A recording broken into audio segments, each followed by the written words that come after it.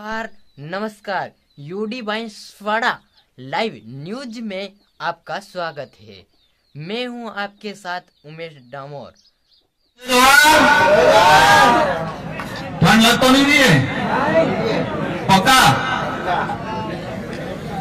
आज समय काफी हो गया है, इसलिए जितने साथी जो इधर उधर चहल पहल कर रहे हैं वो सारे साथी शांतिपूर्वक बैठ जाएं और मेरा वक्तव्य और इसके बाद शायद आयोजन कमेटी ने कोई तय कर रखा है। इसके बाद अपन शांतिपूर्वक तरीके से अपनी जो मांगे हैं जो संविधान में निहित है और ये हमारे पुरखों ने लड़ झगड़ के अपना त्याग बलिदान देके ये मांगे अंग्रेजों से और तत्कालीन जो संविधान निर्माता थे उनसे जो मनवा के संविधान में निहित की गई है, इन महापुरुषों को नमन करना चाहूंगा।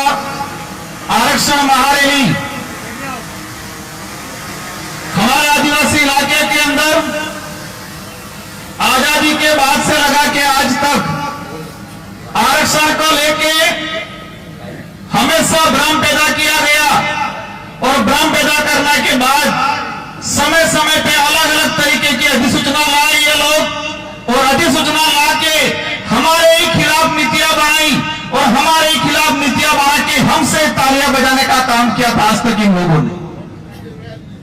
ये जो आज काला बैठा हुआ है, ये जितने जो गणवीर हैं, हमारे पूर्व वक्ताओं ने जो बात रखी, एक 2013 की अधिसूचना सबकी जबान पे है, सबके दिमाग में है। और जब 2013 की अधिसूचना जारी की अनुसूचित क्षेत्र के अंदर आरक्षण व्यवस्था को लेके, तो हमारे लोगों को बताया गया कि आपके फायदे के लिए है, आपके बच्चे इससे नौकरी लगेंगे और हमारे पढ़े लिखे तो ठीक है, लेकिन बेचारे हमारे कभी स्कूल नहीं गए, वो माँ बाप खुश हो गए कि अच्छी अधिसूचना आई है, हमारे लड़के कांस्टेबल बनेंगे, हमारे लड़के आरएस बनेंगे, हमारे लड़के डॉक्टर बनेंगे। लेकिन 2013 की अधिसूचना ऐसी थी, 2013 से लगा के आज 2025 हो गया और इतने सालों के अंदर मैंने हर भर्ती का डाटा निकाल रखा है, लेकिन समय अभाव की बात करें तो मैं एक या दो भर्तियों का उदाहरण बता पाऊंगा। अभी लोगों ने कहा सबसे पहले हम पुलिस भर्ती को ही ले रहे, क्योंकि पुलिस भर्ती को इसलिए लेते हैं कि हमारे इस समाज सर्टिफिकेट लगा के पुलिस कर्मचारी अधिकारी बनते हैं और बनने के बाद अपने आप को 30 मार का समझते हैं और हमारे गरीब भाइयों को अंदर जेल में डालने का काम करते हैं। सब नहीं करते हैं, कुछ और करते हैं, कुछ और उस सर्टिफिकेट का कर्ज नहीं उतारना जानते हैं। साथियों, पुलिस भर्ती की अगर बात करें, पिछले 2013 से लगा के 2013 की भर्ती अनुसूचित क्षेत्र के अंदर 939 पद आए और हमें मिलने चाहिए थे जो अधिसूचना जो कह रही है 45%, 5%, 50% उस आधार पे हमें मिलने चाहिए थे 423 पद और मिले कितने? 414 पद। दूसरी ओर इस अधिसूचना में कहा गया कि 50% ऑनर आरक्षित, उसमें किसी भी वर्ग का पात्र अभ्यर्थी उसमें जा सकता है। लेकिन हुआ क्या?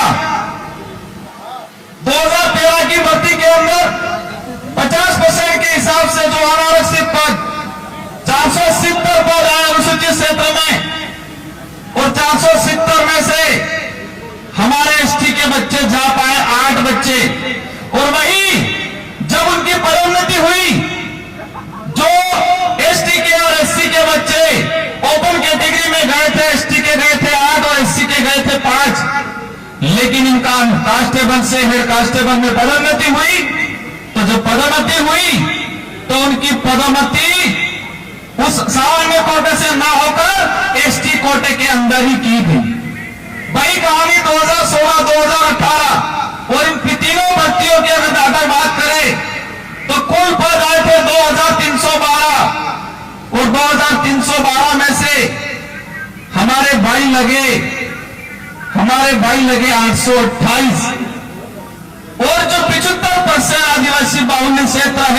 और वहां पर 828, और बाकी जो 50% अनारक्षित की बात करें उसमें 1359 बच्चे दूसरे लगे।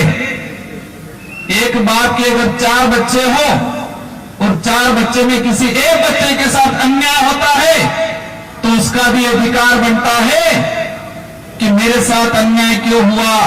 यहां तो शेड्यूल एरिया है, 5वीं अनुसूचित संवैधानिक प्रावधान है 244 वन के तहत, उसमें यहां पर विशेष अधिकार हमको दिया गया है और उल्टा हमारे ही साथ अन्याय किया गया। इसी तरह वन विभाग की भर्ती हो, पटवारी की भर्ती हो, शिक्षक भर्ती हो, इन सारी भर्तियों का निकाल के मैं डाटा लाया हूं, लेकिन समय अभाव में पूरा नहीं बता पाऊंगा। लेकिन ये बात जरूर बताऊंगा, वो 2013 की अधिसूचना के कारण हमारे आदिवासी भाइयों के लगभग 4 से 5 हजार नुकसान भर्तियां हुई।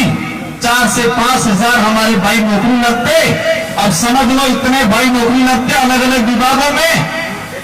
एक परिवार से एक आदमी नौकरी लगता है तो उसकी पूरी पीढ़ियां सुधर जाती है, पूरी पीढ़ियां सुधरती है। इतना बड़ा नुकसान हुआ और हमारे लोगों से तालियां बजा दी कि 2013 की अधिसूचना बाहर वालों को बंद कर दिया, आपको दिलाएंगे। इसलिए मैंने कहा था कि 2013 की अधिसूचना आदिवासी इलाके के लिए काला कानून है और ये काला कानून साबित हुआ। उसी वजह से हमारे 4 से 5 हजार परिवार आज भी जो कंपटीशन की एग्जाम की तैयारी कर रहे हैं, अभी आरक्षण की बात कर रहे हैं, करनी चाहिए, हम भी कहते हैं आप करो। लेकिन बात इस बात पे आती है कि जिन्होंने आरक्षण बेचने का काम किया, जिन्होंने 2013 की अधिसूचना लागू की, वही आज आरक्षण की बात करने आ रहे। आप सत्ता में चले गए, कहने लगे मैं विरोध में जाके काम नहीं कर सकता हूं तो मुझे जाना पड़ेगा। आप गए, कोई दिक्कत नहीं, आपको रैलियां और सभा करने की जरूरत नहीं है। अगर आपको दिलाना ही ऐसा वास्तविक तो आप जाके सत्ता में हो, दिला दो, रैलियां करके हमारे बेरोजगार भाइयों को क्यों बेवकूफ बना दो। वर्गीकरण की बात आए,